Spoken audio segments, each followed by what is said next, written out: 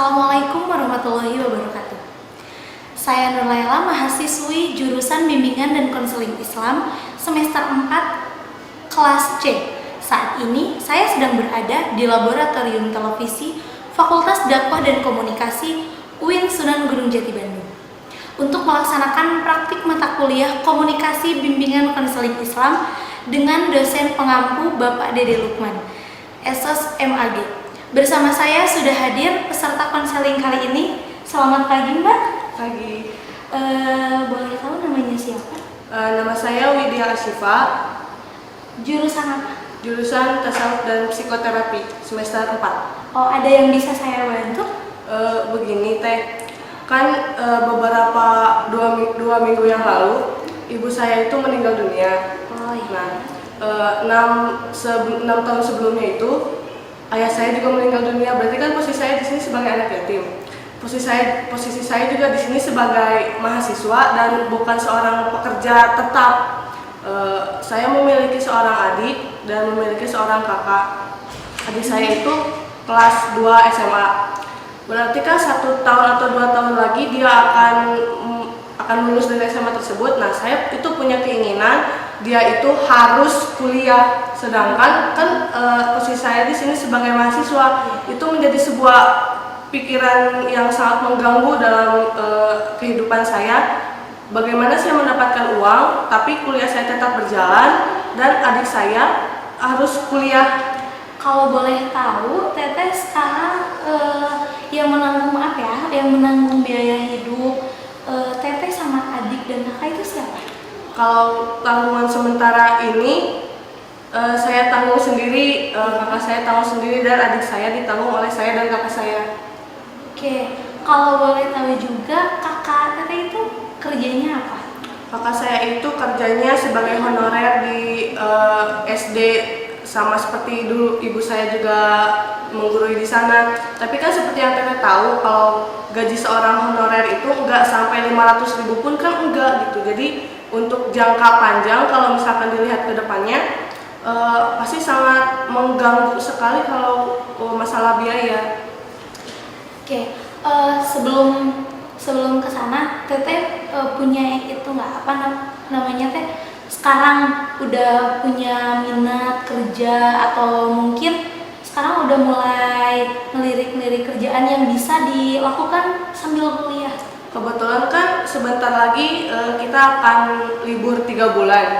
Saya itu sama anak-anak di kelas saya sudah merencanakan mau kerja di sebuah PT di sana, di sekitar Cibiru juga. Jadi untuk 2 bulan ini sampai setelah Lebaran, saya kalau misalkan diterima, saya akan kerja di sana. Jadi masih ada bayang-bayang lah untuk tahun ini, sepertinya akan bisa dilewati kalau misalkan soal biaya. Ini udah dibicarakan belum sama orang tua? Sama kakak? Sama kakak saya sudah dibicarakan. Malahan kakak saya juga menyarankan saya kuliah berhenti dan mengambil yang karyawan itu loh, yang karyawan. Jadi sisa hari-harinya saya bekerja, tapi saya di situ nggak suka karena saya sedang menikmati kuliah sekarang ini. Jadi kan memang sisanya 2 tahun lagi ya, insya Allah 2 tahun lagi. Saya pengennya itu kuliah tetap jalan, tapi kerja juga kalau bisa mau kerja juga gitu. Udah punya link untuk kerja misalkan untuk kerja sambil kuliah di sekitaran sini, misalkan ada toko-toko kayak gitu untuk dilakukan sambil, kan untuk 3 bulan mah udah ada keinginan kerja. Nah, untuk selama kuliahnya sudah terpikir? Belum sih. Jadi Teteh belum punya link untuk itu, berarti sekarang Teteh sedang mencari link? Iya. Kalau misalkan maaf, sebelumnya ibu Teteh kerjanya apa?